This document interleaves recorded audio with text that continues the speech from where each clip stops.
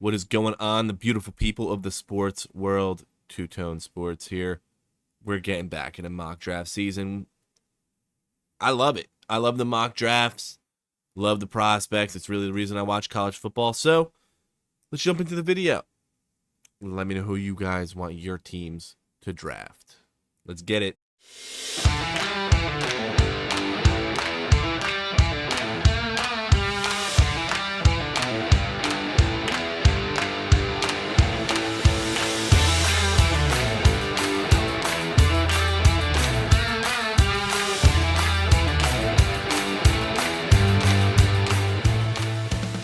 All right, this is my boy Luke Easterling.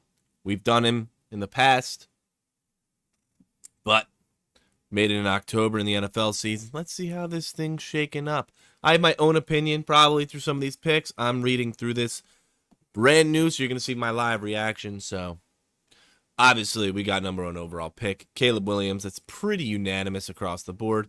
Obviously it depends on who ends up here, but I think if a team ends up here that doesn't necessarily need a QB, you're going to see a trade because Caleb Williams is, in my eyes, 95% going number one.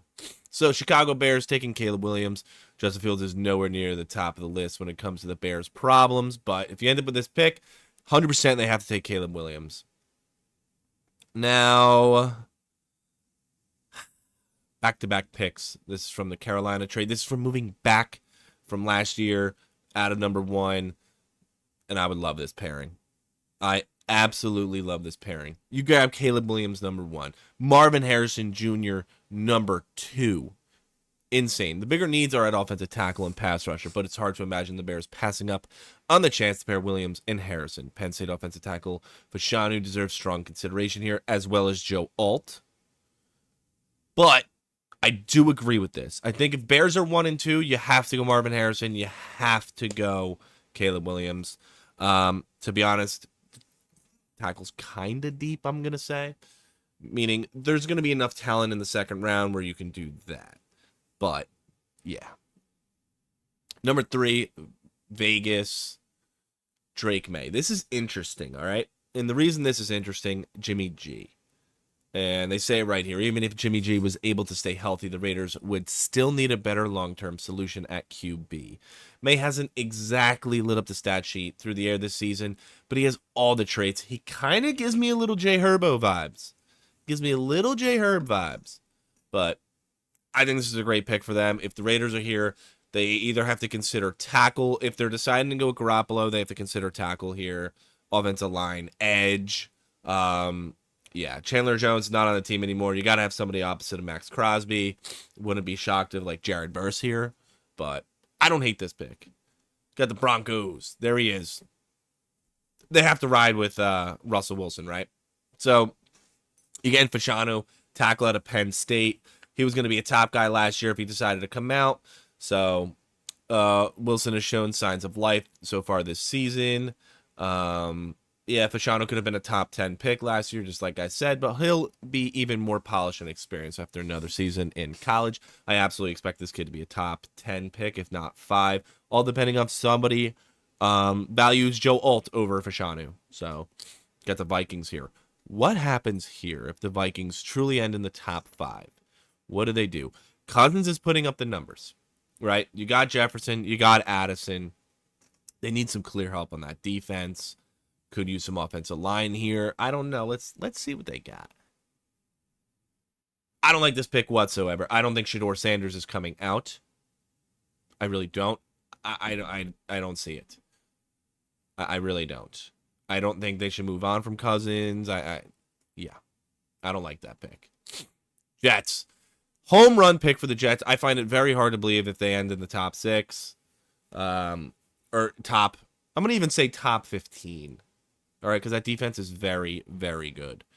I think you're going to see them you know what? Let me retract. They're going to be anywhere between 10 and 17. That's where realistically I can see them. But if the Jets get Joe Alt, absolute dream. All right. Aaron Rodgers planning on returning next season after this year's torn Achilles, but he'll need a little bit more up front if he's going to stay healthy. That's what they're going to invest in completely on keeping him healthy, keeping him upright, everything. Literally everything. So he's polished, pro-ready left tackle, would be immediate upgrade with Pro Bowl potential for the next decade. I agree. I even sometimes have Joe Alt over for Shanu. They're 1A, 1B. I have to be honest here. Patriots. What do the Patriots do? I don't like this, and I'll get into it why. And it's literally the first sentence here. Brock Bowers, tight end out of Georgia, by far the best tight end that would have came out in the past 5 years. I'm gonna say it. I'm gonna say it. He's filthy. He's a freak. He's everything you want. Quarterback is obviously the biggest need, and that's what I think they should do. You still have Penix. You still have Ewers. Yeah, I can see them going Bo Nix in the second if he's there. But yeah. But there's pretty significant drop off at this point in that group. So overall talent / value has to be priority here. I do agree with that. I think they can grab a QB in the second at this point if they're top 7. But Bowers would be huge. Bengals ending top 10. To be honest, people, I don't necessarily see that. But if this isn't an offensive lineman, I'm going to lose it. That also makes sense. The freak out of Washington. I love this kid. I love him. All right, if the Bengals don't keep T. Higgins around, replacing him will be one of their top priorities. He's picked up right where he left off last season. Number 1 target for Michael Penix. Absolute ridiculous. Great pairing with Boyd, Chase, and your boy Joe Shiesty. I do like this pick. And number 8 makes sense. Don't see it.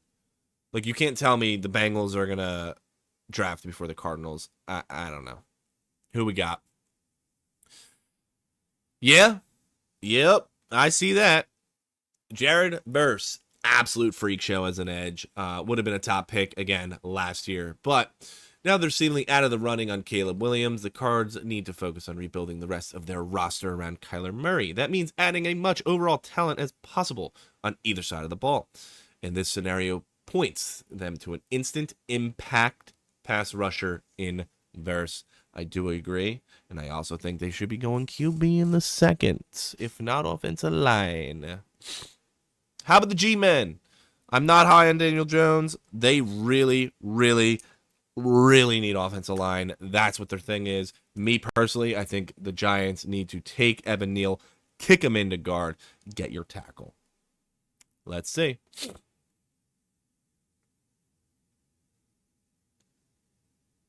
You giving up on Tibbs? I don't hate this. Dallas Turner is very good. Don't count out wide receiver here. More offensive line than that, but there's more value on the board at other positions of need in this scenario. Turner has made the most of his chance to shine now that Will Anderson Jr. has moved on to the NFL, proving himself to be a dominant pass rusher in his own. Yes, this would be an absolute upgrade. He is a freak. He's very good. I don't necessarily know if it's the top need. I wouldn't go receiver here, but I'm sold on them going offensive line. I'm sold already. Pack show. Hey, Packers. What are we doing? Line? JC. Makes sense. Alabama. David Bakhtiari back on the injured reserve. Packers need to target his successor in the offseason. JC is a massive mauler who can play either tackle spot at a high level and could even slide inside to guard if necessary. Green Bay might need him to start at left tackle from day 1, though. This is who I honestly think the Giants should have picked. Sorry for the sniffling and sorry for the little muffling. I do have COVID. I'm currently making this video with COVID. So, hope you guys enjoy it. New Orleans. Malik.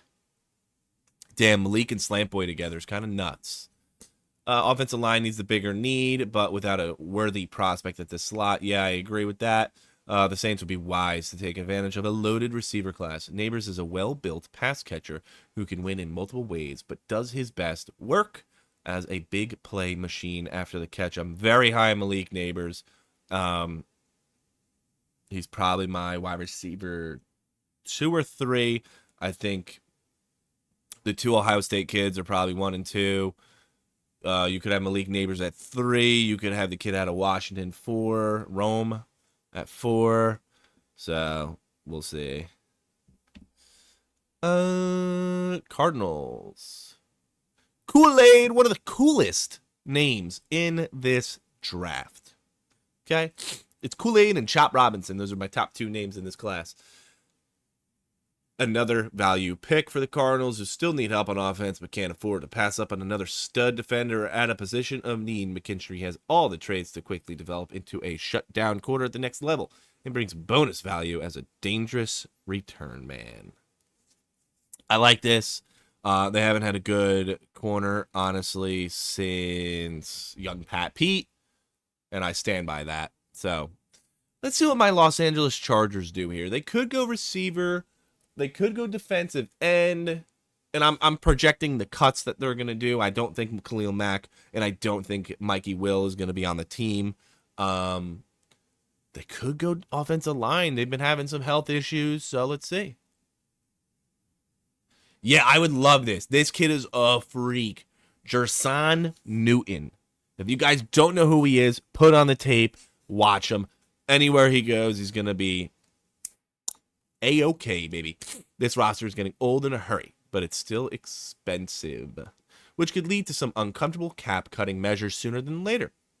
With plenty of potential needs, going with the pure best player available would be wise, and Newton is the easiest pick in that department as this year's most dominant interior defender. They've had issues on that interior defensive line for a very long time now. Very long time now. Their team against the run has been an issue. This kid can do it all. This would be awesome. It would be really cool to have Joey Bosa, Tuli Tuipulotu, and then you have Jerson Newton, Sebastian Joseph Day. Like, that is a really good line to me. That would make me extremely happy. You're going to have to grab your receiver later on in the draft. You're probably going to have to grab some more O-line help. If Brock Bowers is here, that's really my dream pick. Is it necessarily? Not 100%. It's not the biggest need. But this is huge. Houston. Keon Coleman. Texans going. See, this is the problem. Nico Collins and Tank Dell look really good. CJ Stroud is kind of freaky. So Nico Collins and Tank Dell already look like breakout performers this year, but that shouldn't stop the Texans from giving CJ Stroud another weapon. Are they counting out Mechie? Thanks to a deep receiving class, Houston can land players like Coleman, whose combination of size and athleticism will pair well with Collins and Dell. I don't hate this pick, but that means you're kind of giving up on Mechie. And I don't mind it. I love it. Give the young QB more receivers, more weapons. I do like it. But hey, kind of go best value at this point. Commanders. What do we do? They're probably going to lose defensive ends. They're going to lose a good portion of that defensive line in free agency. So does that answer what we're doing here? No. Offensive tackle. And I do like this. Amarius Mims, offensive tackle out of Georgia. Sam Howell looks like a quality starting QB. So Washington should focus on improving his supporting cast and giving him the best chance to succeed. That means finding a long-term solution at left tackle. And though Mims will miss some time following his ankle surgery, he got hurt, he'll be a stud blocker at full strength. I do think that's going to hurt his draft stock. I don't necessarily know if he's going to be 16, but I don't think he falls out of the first round. But Commanders, this is a good pick. If Jerson Newton is still on the board, he'll be here. Jared Verse is definitely going to be off the board, but if he's not, he'll be here too. Kalen King, really good pick by the Jags. Kid played opposite of Joey Porter Jr. last year, and he was good. Tyson Campbell is one of the league's more underrated corners, but the Jags could use an upgrade on the other side of the field. King is a ball hawk with fantastic blend of size, length, and athleticism. Kind of sounds like Joey Porter, huh? As well as the polished technique to make an immediate impact in the pros. I do think, and I always thought he was a little bit better than Joey Porter Jr. So this is a really cool pick for the Jags, considering who they're going to play. If they make it to the playoffs, you're going to have to face the Bills. You're going to have to face the Chiefs. You're going to have to face the Bengals. I like this. What do the Rams do? Layout 2, lot 2. I probably butchered that, but hey, it is what it is. Edge out of UCLA. Rams have needs all over the place, so this pick is about maximizing value and just adding as much talent as possible. Latu's injury history could keep him on the board longer than his pure talent might suggest, which could make him a massive steal if he's able to stay healthy at the next level. Yes, his health history is a little rough, but if he stays healthy, this is a home run pick. What is ATL Rise Up doing? I love this. Whoa, I didn't even think about this. I love this. Michael Penix is a freak. I love him. He's my clear QB3. Some people might like him over Drake May just because of athleticism, but I really love this, and he fits Atlanta. The Falcons are loaded with explosive playmakers on offense, but they need a QB who can take full advantage of them, and it doesn't look like Ritter is that guy. Plenty of QBs are worth considering here, but my money is on Penix. He's the best of the bunch at his age. He'll be 24 as a rookie in his injury history. I'm a big Penix fan. Watch this kid. When he was at, I forget what college, but he tore up Ohio State. And then he went to Washington, and damn. This would be such a cool fit. I hope this happens. This would be honestly such a cool fit. Indy. Smart move. Anthony Richardson has a little injury history, so you got Graham Barton, offensive line at Duke. Their Duke QB is actually pretty good, too, so I'm interested to see where he falls. But Richardson already looks like a superstar in the making, so the Colts need to do everything they can to ensure his success. That starts up front, where the Colts could use upgrades at both guard and tackle. Barton's lack of ideal length might force him inside. That's exactly where I see him. But wherever he lines up, he'll be a guy you can plug and forget about, which is huge. I think this is absolutely what they need to do. They could go receiver, all depending on... Pierce didn't really blow me away yet. So you could really get another receiver there. But Pittman and Downs are pretty good. Grab your wide receiver 3, but offensive line is really the move here. How about Pittsburgh? You protecting the South Jersey kid a little more, or you grabbing Barrett Carter, Clemson? Steelers could go in a number of directions here, but defense is lacking a 3-down playmaker at the second level. In this scenario, gives them a chance to land the best one in this year's class. Carter can bloat the run game, cover in space, and even get after the passer. We all know how the Steelers feel about their linebackers. They're pretty damn good, and the Steelers always kind of know how to pick them, all right? But they haven't had honestly, they haven't had a dominant one since Shazier. I know, the injury sucks, unfortunate, but Barrett Carter is that dude. Tennessee. Kingsley. Not even butchering the last name. Offensive tackle at BYU. Offensive line rebuild continues as the Titans look to bolster both the run and pass with an upgrade at left tackle. Andre Dillard has been a free agent disappointment. Yep. But Kingsley is a mountain of a blindside protector who would be an immediate long-term upgrade. I think this is exactly what they need to do. They have 2 young QBs there. Who the hell knows how they're going to develop? You still got Tannehill. You got an older Derrick Henry. You got D-Hop. None of that matters without a stout offensive line. Smart move.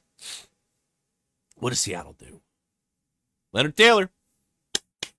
The interior of the trenches should be an off-season focus on both sides of the ball for Seattle. And in this scenario, the better value is on defense. Taylor is a disruptive force with impressive explosiveness for his size, which would give the Seahawks an upgrade defending both the run and pass. I do like this. I do think they need offensive line help. I even said it last year, but the value's there. You got to go the better value. I get it. How about Dallas? Dallas could get interesting. Cooper DeJean. He is filthy. If you guys haven't seen him play at Iowa, he's all over the place. He is all over the place. I love him. I'm very high on him. Trevon Diggs will be coming off a season-ending knee injury, and free agency could leave Dallas thin elsewhere at corner. DeJean, I could be saying his last name wrong, but he's one of the most athletic, versatile players in this entire draft class with the ability to line up outside, in the slot, or even at safety and linebacker in certain packages. He's also an asset in the return game. Kid is a freak. I'm pretty sure he just had a punt return for a touchdown last week. You watch Iowa and you watch them on defense, I guarantee you know this kid's name by the end of the game. He is that involved. It's kind of crazy. I really like this pick for Dallas. This has been a pretty good mock draft so far. How about the Lions? Beyond shocked he falls this far. Absolutely beyond shocked. This is an absolute pick they need to make. Let me grab this. Hold up. Absolute pick they need to make. Emeka Egbuka. I could be butchering that one too. I'm not the best with names, but receiver at Ohio State. We all know he's the number 2 behind Marvin Harrison.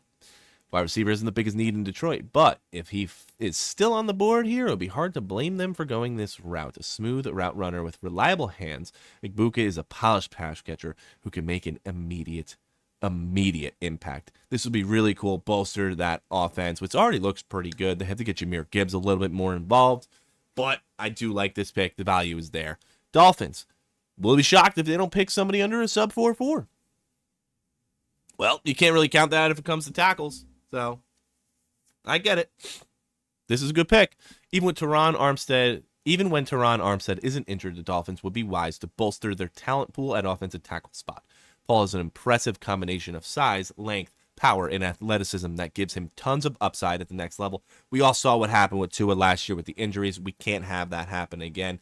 They can't afford to have that happen again. They have a nasty offense. They have a good team. They built it right. Got to keep QB1 up. This is a smart move. Getting into the Tampa Bay Buccaneers. There he is, baby. Chop Robinson. The Bucs are picking this late. They'll be re-signing Baker Mayfield. I agree.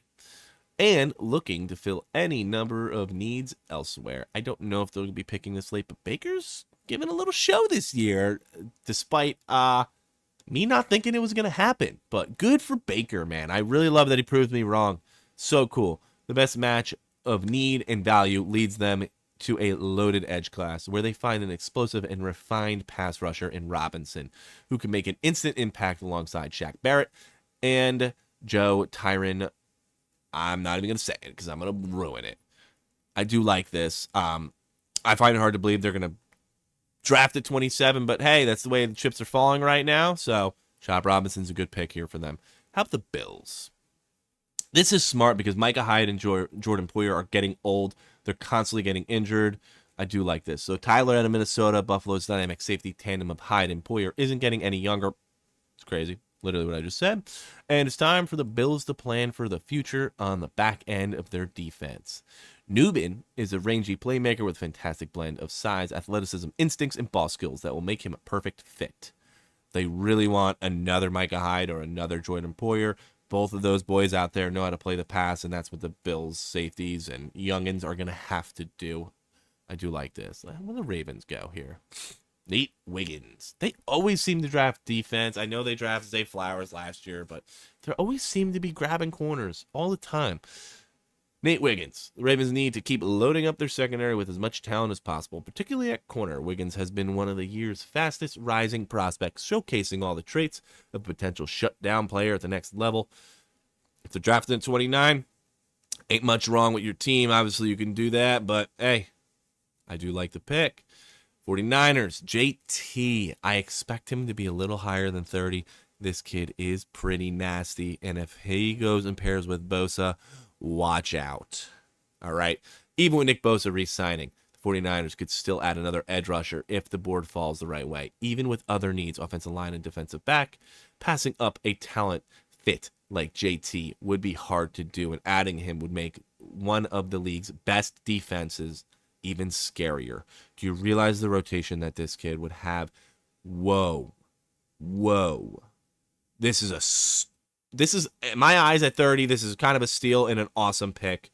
This is really cool. Kansas City. Travion Sanders, tight end, really? Oh boy. Travis Kelce, also known as Taylor Swift's boyfriend now, got a new identity this year, which is kind of nuts. Turning 34. So it might be time to find his understudy. And to be honest, if his relationship lasts with Taylor, they don't need the freaking money. I can tell you that. But Thanks to his rare physical traits that would benefit greatly from learning under a master technician like Kelsey, as well as catching passes from Mahomes. This would be an awesome fit for him. He can block. He kind of could do it all, and you're going to have two of the best teachers as well as one of the best coaches of all time. This is a really good fit. I like it. I like it. Now the Eagles. Are they going to go offensive line? No, Jeremiah Trotter, who's a freak. Okay.